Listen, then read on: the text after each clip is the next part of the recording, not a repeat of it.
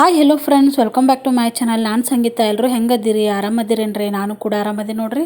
ಬರ್ರಿ, ಇವತ್ತು ಉತ್ತರ ಕರ್ನಾಟಕದಲ್ಲಿ ಯಾವ ರೀತಿ ಬಾಣಂತನ ಮಾಡ್ತಾರೆ ಮತ್ತು ಯಾವ ರೀತಿನ ಬೆಂಕಿ ಕಾಯಿಸೋದಕ್ಕೆ ಕೊಡ್ತಾರೆ ಅಂಥೇಳಿ ನಾನು ಇವತ್ತು ನಿಮ್ಮ ಜೊತೆ ಶೇರ್ ಮಾಡ್ಕೋತೀನಿ. ವಿಡಿಯೋ ಖಂಡಿತವಾಗ್ಲೂ ಇಷ್ಟ ಆಗುತ್ತೆ ಅಂತ ಅಂದ್ಕೊಂಡು ನೋಡ್ರಿ. ಇಷ್ಟ ಆಗಿದ್ರೆ ಲೈಕ್ ಮಾಡಿ, ಶೇರ್ ಮಾಡಿ, ಕಮೆಂಟ್ ಮಾಡಿ ಮತ್ತು ಸಬ್ಸ್ಕ್ರೈಬ್ ಮಾಡೋದನ್ನು ಮರಿಬೇಡ್ರಿ. ಬಾಣಂತನ ನೋಡ್ರಿ ಹಲವಾರು ಕಡೆ ಹಲವಾರು ರೀತಿ ಮಾಡ್ತಾರೆ. ನಮ್ಮ ಸೈಡು ಮತ್ತು ನಮ್ಮ ಮನೆಯೊಳಗೆ ಯಾವ ರೀತಿ ಮಾಡ್ತಾರೆ ಅಂತೇಳಿ ನಾನು ನಿಮ್ಮ ಜೊತೆ ಶೇರ್ ಮಾಡ್ಕೋತೀನಿ. ಇವಾಗೇನು ನೋಡಕತ್ತಿರಲ್ಲ, ಇದಕ್ಕೆ ಹೊರಸು ಅಂಥೇಳಿ ಕರಿತೀವಿ ನಾವು. ಈ ಹೊರಸು ನೋಡ್ರಿ ಹಳ್ಳಿ ಸೈಡ್ ನೋಡ್ರಿ ಪ್ರತಿಯೊಬ್ಬರು ಮನೆಯೊಳಗೂ ಇರ್ತಿತ್ತು ಅವಾಗ. ಇವಾಗ ಜನ್ರೇಷನ್ ಬದಲಾದಂಗೆ ನೋಡ್ರಿ ಈ ರೀತಿ ವಸ್ತುಗಳು ಸಿಗೋದು ತುಂಬಾ ಕಡಿಮೆ ಆಗ್ಯಾವು. ಅದೇ ರೀತಿ ಯಾರ ಮನೆಯೊಳಗೆ ಇತ್ತಂದ್ರೆ, ಯಾರ ಮನೆಯೊಳಗೆ ಡೆಲಿವರಿ ಆಗಿತ್ತದ ನೋಡ್ರಿ ಅವ್ರ ಮನೆಗೆ ಧಾರಾಳವಾಗಿ ಕೊಡ್ತಿದ್ರು ಇದನ್ನು. ಯಾಕಂದ್ರೆ ಬಾಣಂತನ ಒಳಗೆ ನೋಡ್ರಿ 1 ತಿಂಗಳು ಬಾಣಂತನ ಒಳಗೆ ಈ ಹೊರಸಿನ ಮೇಲೆ ಮಲ್ಕೊಂಡು ಬಾಣಂತನ ಮಾಡ್ಕೋಬೇಕಂಥೇಳಿ ರೂಢಿ ಐತಿ. ಹಾಗಾಗಿ ಯಾರ ಮನೆಯೊಳಗೆ ಇದ್ರೂ ಕೂಡ, ಯಾರೇ ಬಂದು ಕೇಳಿದ್ರು ಕೂಡ ಇಲ್ಲ ಅಂತ ಹೇಳ್ತಿದ್ದಿಲ್ಲ. ಅದೇ ರೀತಿ ಕೂಡ ಎಲ್ಲರೂ ಕೂಡ ಇದೇ ರೀತಿ ಹೊರಸಿನಲ್ಲೇ ಬಾಣಂತನ ಮಾಡ್ಕೋತಿದ್ರು. ನನ್ನ 3 ಬಾಣಂತನ ಕೂಡ ಇದೇ ಹೊರಸಿನಲ್ಲೇ ಆಗೈತೆ ನೋಡ್ರಿ. ಇದು ನಮ್ಮ ಅಕ್ಕಾರ ಮನೆಯೊಳಗಿಂದ ನೋಡ್ರಿ, ನಮ್ಮ ರಿಲೇಷನ್ದವ್ರದ್ದೇ ಇದು. ಹಾಗಾಗಿ ನಾವು ಕೂಡ ನನ್ನ ಬಾಣಂತನ ಒಳಗೆ ಇದನ್ನೇ ತಂದು ಯೂಸ್ ಮಾಡ್ಕೊಂಡಿವಿ. ಇದು ಏನಪ್ಪ ಅಂತಂದ್ರೆ ಹೊರಸು ನೋಡ್ರಿ ಈ ರೀತಿ ಕಾಟಾ ಸೈಜೇ ಇರ್ತದೆ. ಇದು ಸಿಂಗಲ್ ಕಾಟಾ ಸೈಜ್ ಇರ್ತದೆ. ಅದಕ್ಕೆ ಹಗ್ಗದಿಂದ ಈ ರೀತಿ ಹೆಂದಿರ್ತಾರೆ. ಇದು ನೋಡ್ರಿ ತುಂಬ ವರ್ಷ ಆಯಿತು ಯೂಸ್ ಮಾಡಕತ್ತ. ಹಾಗಾಗಿ ಸ್ವಲ್ಪ ಅಲ್ಲೆಲ್ಲಿ ಗ್ಯಾಪ್ ಆಗ್ಯದ. ಬಟ್ ಇವಾಗ ಯೂಸ್ ಮಾಡೋದಕ್ಕೆ ಅಷ್ಟೊಂದೇನು ಕಷ್ಟ ಇಲ್ಲ ನೋಡ್ರಿ, ಯೂಸ್ ಮಾಡ್ಕೋಬೋದು. ಆ ಥರ ಏನಿಲ್ಲ, ತೊಂದರೆ ಏನಿಲ್ಲ. ಇದು ನೋಡ್ರಿ ಹಗ್ಗದಿಂದ ಮಾಡಿರ್ತಾರೆ. ಇದಕ್ಕೆ ನೋಡ್ರಿ ಹೊರಸು ಅಂಥೇಳಿ ಕರೀತಾರೆ ಅಂಥೇಳಿ ಆವಾಗಲೇ ಹೇಳಿ ನಾನು. ಬೇರೆ ಸೈಡು ಬೇರೆ ರೀತಿಯ ಅಂತ ಕರಿತಿರ್ಬೋದು, ನಮ್ಮ ಕಡೆ ನಾವು ಹೊರಸು ಅಂತ ಕರಿತೀವಿ. ಈ ರೀತಿ ಹೊರಸಿನ ಮೇಲೆ ಒಂದು ಕೌದಿನ ಹಾಕೋಬೇಕಾಗುತ್ತೆ ನೋಡ್ರಿ. ಕೌದಿನ ಹಾಕ್ಕೊಂಡು ಬೆಂಕಿನ ಕಾಯಿಸ್ಕೋಬೇಕಾಗುತ್ತೆ. ಬಾಣಂತನ ಆದಮೇಲೆ ನೋಡ್ರಿ, ಡೆಲಿವರಿ ಆದಮೇಲೆ ಒಂದು 2-3 ದಿನ ಇವಾಗ ನೋಡ್ರಿ ಹಾಸ್ಪಿಟ್ಲ್ ಒಳಗೆ ಆಗ್ತದೆ ಡೆಲಿವರಿ. ಹಾಗಾಗಿ 3 ಡೇಸ್ 4 ಡೇಸ್ ಬಿಟ್ಟು ಈ ರೀತಿ ಹೊರಸಿನ ಮೇಲೆ ಮಲ್ಕೋಬೇಕಾಗತ್ತೆ ನೋಡ್ರಿ. ಈ ರೀತಿ ಹೊರಸಿನ ಮೇಲೆ ನಾವು 1 ತಿಂಗಳಿಂದ 1.5 ತಿಂಗಳವರೆಗೂ ಮಲಗಬೇಕಾಗುತ್ತೆ.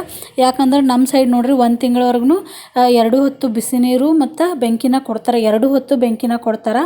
ಒಂದೊಂದು ಸೈಡು ಒಂದೇ ಹೊತ್ತು ಕೊಡ್ತಾರೆ ನೋಡ್ರಿ. ಮತ್ತು 3 ತಿಂಗಳವರೆಗೂ 2 ಹೊತ್ತು ಬಿಸಿನೀರನ್ನ ಹಾಕೋಬೇಕಾಗುತ್ತೆ. ಬಿಸಿನೀರು ನೋಡ್ರಿ ಹೆಂಗಿರ್ತದಂದ್ರೆ ಮೈ ಮೇಲೆ ಹಾಕ್ಕೊಂಡ್ರೆ ಹೊಗೆ ಬರ್ತಿರ್ತದೆ. ಅಷ್ಟು ಬಿಸಿ ನೀರನ್ನು ಹಾಕ್ತಾರೆ.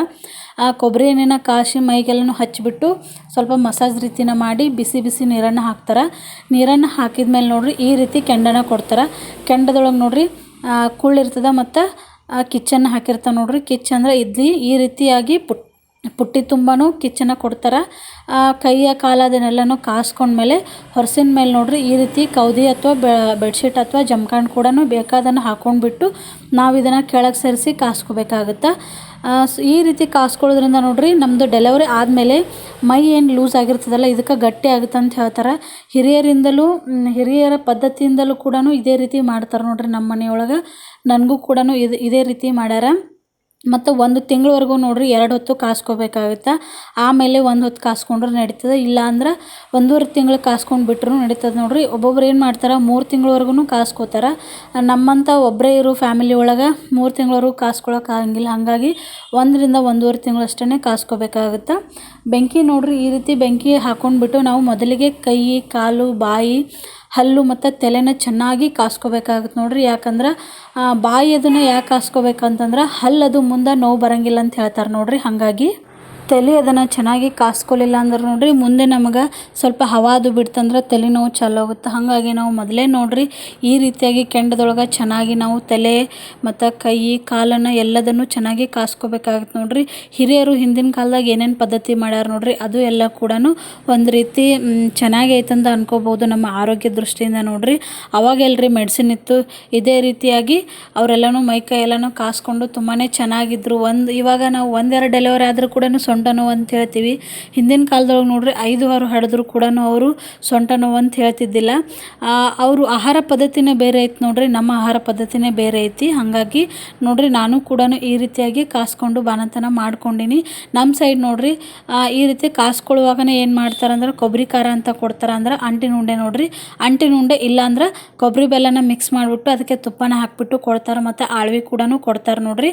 ಆಳ್ವಿ ಅದನ್ನು ಮತ್ತು ಕೊಬ್ಬರಿ ಖಾರನ ತಿಂದು ನಾವು ಈ ರೀತಿ ರೀತಿಯಾಗಿ ಕಾಸ್ಕೋಬೇಕಾಗುತ್ತೆ. ಯಾಕಂದ್ರೆ ಫಸ್ಟ್ಗೆ ಅದನ್ನೇ ಕೊಡ್ತಾರಂತಂದ್ರೆ ನೋಡಿರಿ ಖಾಲಿ ಹೊಟ್ಟೆಲೇ ಕಾಸ್ಕೊಂಡ್ರೆ ನಮ್ಗೆ ಸ್ವಲ್ಪ ಚಕ್ಕರ್ ಬಂದಂಗೆ ಆಗುತ್ತೆ. ಹಾಗಾಗಿ ನೋಡಿರಿ, ಯಾಕಂದರೆ ಇದು ಏನಿಲ್ಲ ಅಂದರೂ ಒಂದು ಅರ್ಧ ಗಂಟೆಯಿಂದ 1 ಗಂಟೆ ಆದರೂ ಆಗುತ್ತೆ ನೋಡಿರಿ ಈ ರೀತಿ ಚೆನ್ನಾಗಿ ಕಾಸ್ಕೋಬೇಕಾಗುತ್ತೆ. ಹಾಗಾಗಿ ಖಾಲಿ ಹೊಟ್ಟೆಯೊಳಗೆ ಇರಬಾರ್ದು ಅಂಥೇಳಿ ಕೊಬ್ಬರಿ ಖಾರ ಮತ್ತು ಆಳ್ವಿನ ಕೊಡ್ತಾರೆ. ಕೈ ಕಾಲು ಅದೆಲ್ಲನೂ ಕಾಸ್ಕೊಂಡ್ಮೇಲೆ ನೋಡಿರಿ ಹೊರಸಿನ ಕೆಳಗೆ ಇದನ್ನು ಕಿಚ್ಚನ್ನು ಇಟ್ಬಿಟ್ಟು ನಾವು ಸೊಂಟ, ಕಾಲು ಮತ್ತು ಬೆನ್ನು ಮತ್ತು ಕೂದಲೂ ಇರ್ತಾವೆ ನೋಡ್ರಿ, ಒಣಗಿಸ್ಕೋಬೇಕಾಗಿರ್ತದಲ್ಲ. ಹಾಗಾಗಿ ಅದನ್ನು ಬಿಟ್ಕೊಂಡ್ಬಿಟ್ಟು ನಾವು ಚೆನ್ನಾಗಿ ತಲೆನ ಕಾಯಿಸ್ಕೋಬೇಕಾಗುತ್ತೆ. ಈ ರೀತಿಯಾಗಿ ನಾವು ಕಾಸ್ಕೊಳ್ಳೋದ್ರಿಂದ ನಮ್ಮದು ಸೊಂಟ ಗಟ್ಟಿ ಆಗುತ್ತೆ ಅಂತ ಹೇಳ್ತಾರೆ ನೋಡ್ರಿ. ಹಾಗಾಗಿ ನನಗೂ ಕೂಡ ನೋಡ್ರಿ ತುಂಬಾ ರಿಲೀಫ್ ಅನಿಸುತ್ತೆ. ಈ ರೀತಿ ಬೆಂಕಿನ ಸೊಂಟದ ಅದು ಹೊರಸಿನ ಕೆಳಗೆ ಹಾಕ್ಕೊಂಡು ಕಾಸ್ಕೊತಿರ್ತೀವಲ್ಲ, ತುಂಬಾ ರಿಲೀಫ್ ಆಗಿರ್ತದೆ. ಮತ್ತು ನೋಡ್ರಿ ಮೈ ಕೂಡ ನಮಗೆ ಭಾರ ಅನ್ಸಂಗಿಲ್ಲ ಈ ರೀತಿ ಕಾಸ್ಕೊಳ್ಳೋದ್ರಿಂದ. ಹಾಗಾಗಿ ಈ ರೀತಿಯಾಗಿ ಬೆಂಕಿನ ಕೊಡ್ತಾರೆ ನಮ್ಮ ಸೈಡು. ನನಗೆ ಎಷ್ಟು ಗೊತ್ತು ನೋಡ್ರಿ ಅಷ್ಟನ್ನು ನಾನು ಶೇರ್ ಮಾಡಿದ್ದೀನಿ ವಿಡಿಯೋನ ನಿಮ್ಮ ಜೊತೆ. ವಿಡಿಯೋ ಖಂಡಿತವಾಗ್ಲೂ ಇಷ್ಟ ಆಗುತ್ತೆ ಅಂತ ಅಂದ್ಕೊಂಡಿರ್ತೀನಿ ನೋಡ್ರಿ. ಇಷ್ಟ ಆಗಿದ್ರೆ ಲೈಕ್ ಮಾಡಿ, ಶೇರ್ ಮಾಡಿ, ಕಮೆಂಟ್ ಮಾಡಿ ಮತ್ತು ಸಬ್ಸ್ಕ್ರೈಬ್ ಮಾಡೋದನ್ನು ಮರಿಬೇಡ್ರಿ. ಏನಾದರೂ ತಪ್ಪಾಗಿದ್ರೆ ಕಮೆಂಟ್ ಮಾಡಿ ಹೇಳ್ರಿ, ಅದನ್ನು ನೆಕ್ಸ್ಟ್ ಟೈಮ್ ನಾನು ತಿದ್ಕೋತೀನಿ. ಈ ವಿಡಿಯೋನ ಇಲ್ಲಿಗೆ ಎಂಡ್ ಮಾಡ್ತೀನಿ ನೋಡ್ರಿ. ಮತ್ತೆ ಇದೇ ರೀತಿ ಮುಂದಿನ ವಿಡಿಯೋದೊಳಗೆ ಸಿಗ್ತೀನಿ. Bye friends.